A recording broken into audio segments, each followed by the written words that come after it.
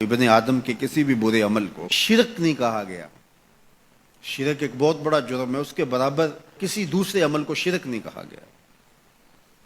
لیکن ریاکاری کو شرک کہا گیا۔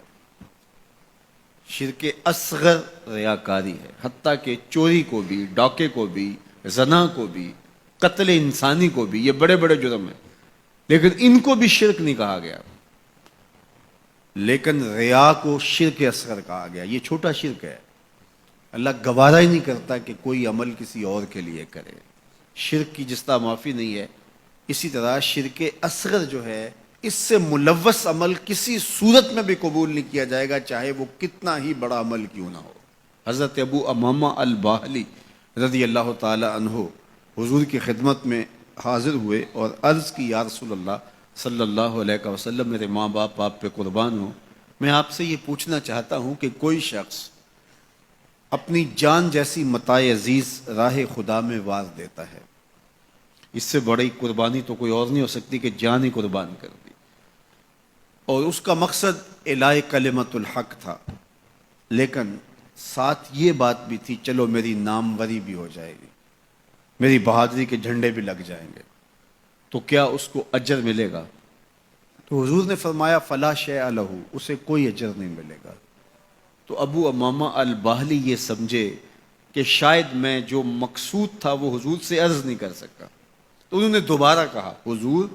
اس کا مقصد اعلاء کلمت الحق ہے، وہ اللہ کے جھنڈے کو اونچا کرنا چاہتا ہے، قربانی اس نے اس لیے دی ہے، لیکن ساتھ یہ بات بھی تھی کہ چلو میری ناموری بھی تو ہوگی۔ تو حضور نے فرمایا فلا شیء لہ، اسے کوئی اجر نہیں ملے گا۔ یہ پھر سمجھے شاید میں مقصود بیان نہیں کر سکا، تو پھر عرض کی حضور اعلاء کلمت الحق کے لیے، اللہ کے دین کو غالب کرنے کے لیے، اسلام کے جھنڈے کو اونچا کرنے کے لیے اس نے اپنی جان واری ہے، لیکن ضمن میں یہ بات بھی تھی کہ چلو ساتھ میرا نام بھی تو اونچا ہوگا، میری ناموری اور شہرت کے جھنڈے بھی تو لگیں گے۔ تیسری مرتبہ جب دہرا کے پوچھا تو حضور نے پھر فرمایا فلا شیء لہ، ابو امامہ اسے کوئی اجر نہیں ملے گا، اور فرمایا اللہ صرف اسی عمل کو قبول کرتا ہے جو صرف اسی کے لیے کیا جائے، صرف اسی عمل کو قبول کرتا ہے۔ اب ذرا دیکھیے کہ اللہ تعالیٰ جل شانہ کی یہ غیرت ہے کہ وہ اس عمل کو قبول ہی نہیں کرتا جو غیر سے ملوث ہو جائے، وہ صرف اس عمل کو قبول کرتا ہے جو محض اس کے لیے کیا جائے، اور اس کے علاوہ عمل کو شرک اصغر قرار دیا گیا۔ تو شیطان کی کوشش یہ ہوتی ہے کہ وہ عمل کو ریا میں مبتلا کر دے تاکہ یہ عمل کی مشقت بھی گوارا کرے اور اس کو اس سے کچھ حاصل ہونے کی بجائے الٹا اللہ کی ناراضگی ملے۔ اور اگر کوئی شخص ریا سے بھی بچ نکلتا ہے، اس نے تنہائی میں سجدے کیے، اس نے انتہائی مخفی انداز میں راہ خدا میں خیرات کی،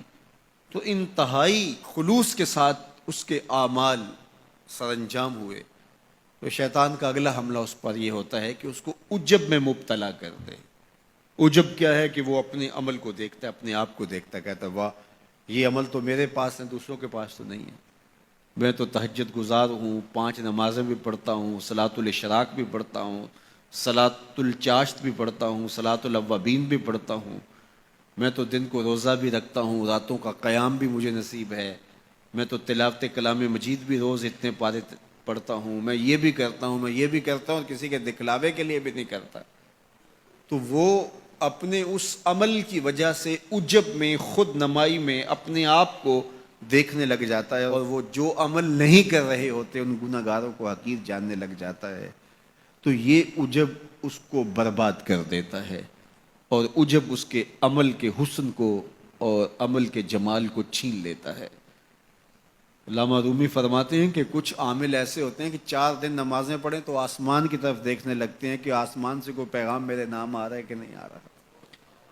تو جبکہ یہ راستہ تو محض اس کی رضا کے لیے چلتے رہنے کا ہے، ساری زندگیاں گزر جاتی ہیں۔ حضرت ذوالنون مصری کہتے ہیں کہ میں ایک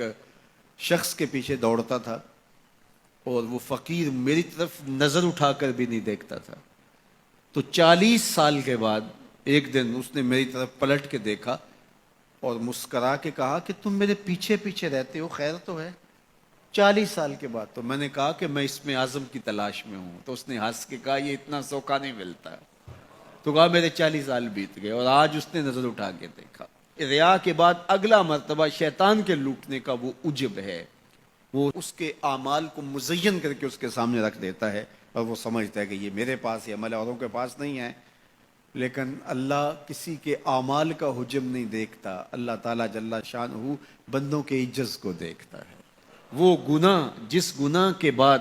جو ہے وہ شرمندگی ہو جائے، اس نیکی سے بہتر ہے جس نیکی کے بعد عجب اور تکبر پیدا ہو۔ اللہ کو وہ آنسو قبول ہیں جو ندامت کے ہیں۔